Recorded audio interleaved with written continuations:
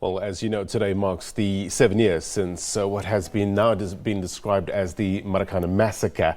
Police killed 34 protesting miners at the Lonmin Platinum Mine in Marikana in the northwest. Our journalist Sentleeng Lehihi is there covering the story. Let's go back to her and get the very latest. Sentleeng.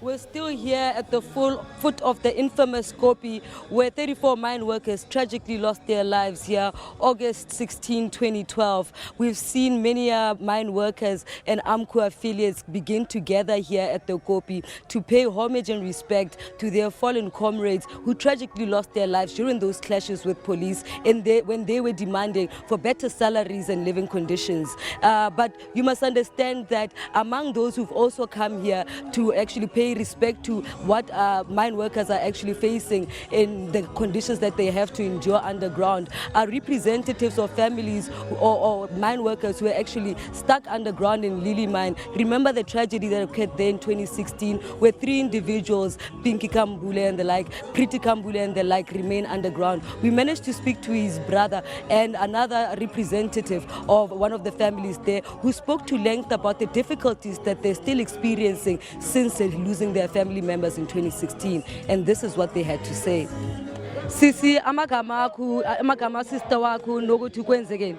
Okay, mina ngimthobile Mnisi from Mpumalanga. Siswa Yuvoni Mnisi lo stuck Lehihi mine underground from 2016 until now 2019. Solo labantu abazange bakhishwa. The strike government ukuthi ingenelele iside speed up process ukuthi kuvulwe imine kuze ukuthi nathi ma families sithole iclosure nebantwana bala bashobele lapha emgodini bakhona ukuthola iclosure and basingenelele lapha kuma chase le owner previous owner lapha Lehihi mine ukuthi inike le owner lenyuwane i-share certificate kuze kutokhona kuchubeka lapha kuvulwe lo mine.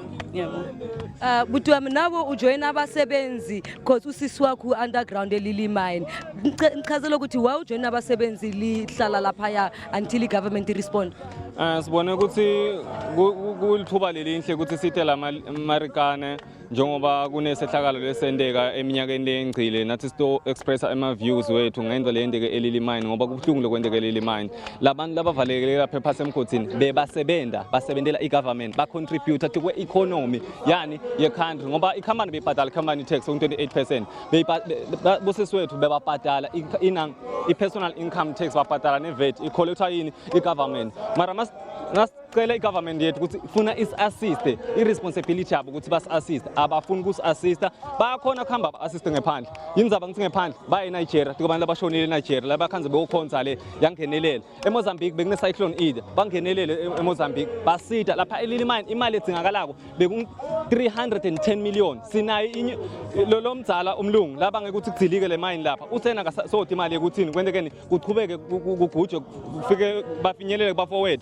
Okay, uthi imali uyathola i-new potential investor. I-potential investor iyafuna kwenda njani ukuthi iside sima-family member ne-community member kuthene njani kutholakale le container kutholakale ba-forward kubuye create ama-job opportunities ibuye imine isebende mara into lekwendakalako ubhadela imali into lekwendakala bagijimsana emakhotho nyalo akafunda umlungu lomdala kwendana kunika lo i-share certificate kuna something life ihlile i-government ayingenelele phela ngoba leli i-country leli bangendi i-Mr. Marquez and i-South Africa kwangathi i-Banana Republic lapha sivotile sinema-rights sinesifila kwangathi umlane ema-rights uyi-1 ngibani ngu-Mr. Marquez ngoba ubuye usitshela thina uthi yena akanamsebenzi akangeni kuloko lokwendekala kuphi lapha Lehihi mine ngoba lapha Lehihi mine njengoba ngisho bebasebenza sister ngipretty winile ngambula ushiya umntana na 5 months ekudilingani kwemgosi 5 February 2016 makasibuta lo mntana athi uphi makasithi ukuphi zini. Okay, siyabhaca sithi okay basemsebenzini bayabuya bayifola abantwana labanye sebakhulile mabasibuta siphendula sithini kubhlungu kizo mina thina sima family member sifila kwangathi i-government side total ngoba bakhona ku-assista ngephandle bayahluleka ku-assista kuphi lakhaya nesilungu sithi charity begins at home bafunda siphi isilungu kanzibona labantu laba. That was Pretty Kambule's brother Sfiso explaining the difficulty that they have to endure as a family, explaining to her surviving children that they don't know what has happened to her, and they can get no closure because they have not received anybody to bury.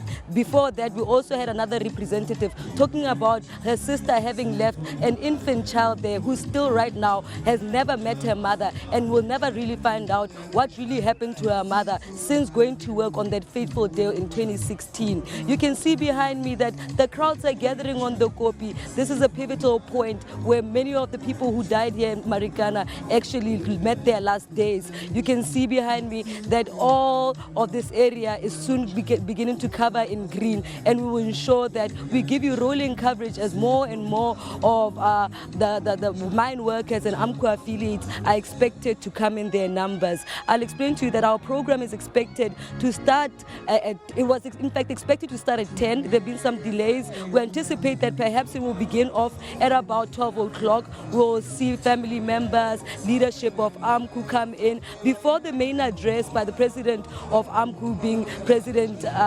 Matunjwa. We expect that he will speak in great detail about, what he expects from government about this day. They've told us in great detail that what they want to happen is that for this day to be declared an official holiday where it can actually be used to actually highlight the plight that workers have to face in an unequal and an unjust society. We expect that he will also make some references to ongoing wage negotiations with the different mines that they're operating in. We expect that he will also speak to the compensation that is needed to be received by the affected families. But for now, back to you guys in studio. Sentleeng, thank you very much indeed. Indeed, a very, very seminal moment 7 years ago that kind of changed the face of South Africa in terms of international perceptions of South Africa. So we're going through this process, and Sentleeng is helping us to understand what is at stake here, where we've come from, and where we're going to in terms of this massacre that occurred 7 years ago. Sentleeng Lehihi live for us in the North. We'll touch base with her in a short while.